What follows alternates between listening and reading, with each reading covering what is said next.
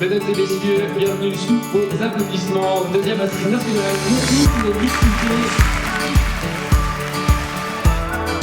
Les assises nautisme et mixité, c'est simplement l'occasion de rassembler les grands acteurs du nautisme pour aller interroger la question de la mixité dans ce secteur. On a réuni nos intervenants autour de trois thématiques qui ont été le sport, l'entreprise et les institutions.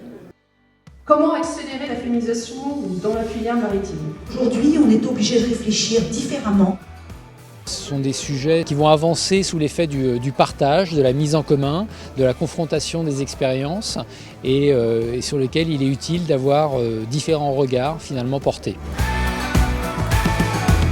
C'est toujours intéressant de croiser les regards et on se rend compte que en fait, la mixité c'est un problème de société, pas seulement un problème qui intéresse que le sport ou le monde de l'entreprise, mais vraiment tous les domaines, y compris la formation. C'était extrêmement intéressant, des tables rondes très variées, extrêmement riches en témoignages, donc vraiment une très belle après-midi. On a eu le haut patronage de Madame Rome, ministre à l'égalité homme-femme, et de Hervé Berville, secrétaire d'État chargé de la mer. Vraiment un résultat positif qui ne peut que nous encourager à lancer une 3e édition l'année prochaine.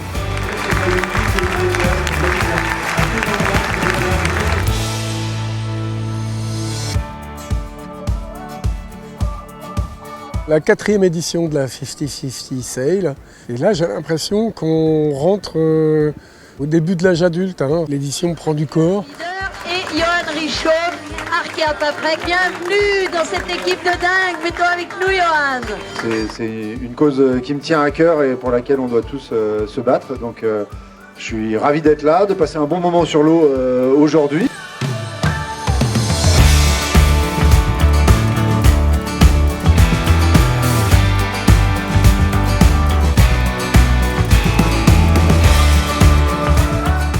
Vraiment agréable, un moment et un échange vraiment comme moi je les aime. Quand je parle, et c'est aussi pour ça que je suis un peu ambassadeur de cette association, c'est que 50-50 c'est le partage et puis et les valeurs que ressort et c'est ce que j'ai retrouvé sur le bateau, donc c'est cool.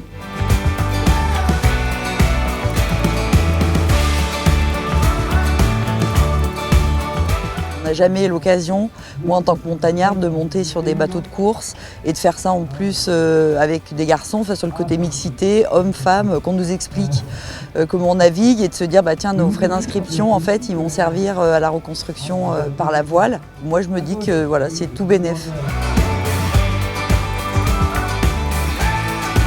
C'est une régate qui s'adresse à soutenir des femmes qui sont victimes ou témoins de violences et on vise à finalement les mettre sur des bateaux pour favoriser leur reconstruction à travers la pratique de la voile. Il y a aussi un temps de réflexion, un temps de solidarité, un temps avec des experts. Ces femmes, quand vous les remettez sur pied, quand vous venez à leur secours, il faut les accompagner. En quoi ces programmes de reconstruction par la voile pour ces femmes sont bénéfiques et comment ils peuvent se mettre en place?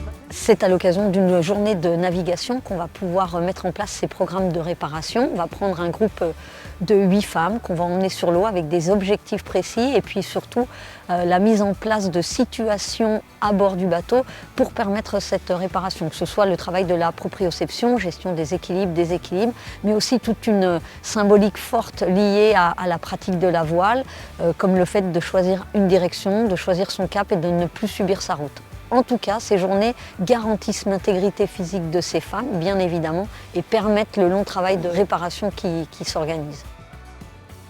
Franchement, la cause est belle. On trouve que c'est intéressant d'aider les femmes à pouvoir sortir un peu de leur quotidien un peu triste grâce à la voile.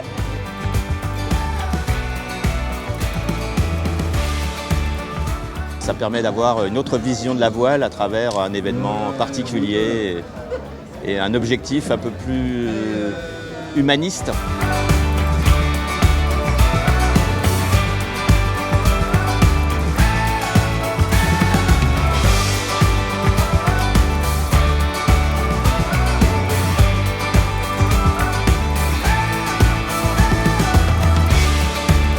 Moi je suis partenaire depuis 4 ans, depuis la première édition. Pour moi c'est très important parce que la cause elle est hyper noble. On parle d'une cause quand même qui touche de plus en plus de monde. Je trouve ça important de participer à cette association en donnant de plus en plus et ça nous tient vraiment à cœur.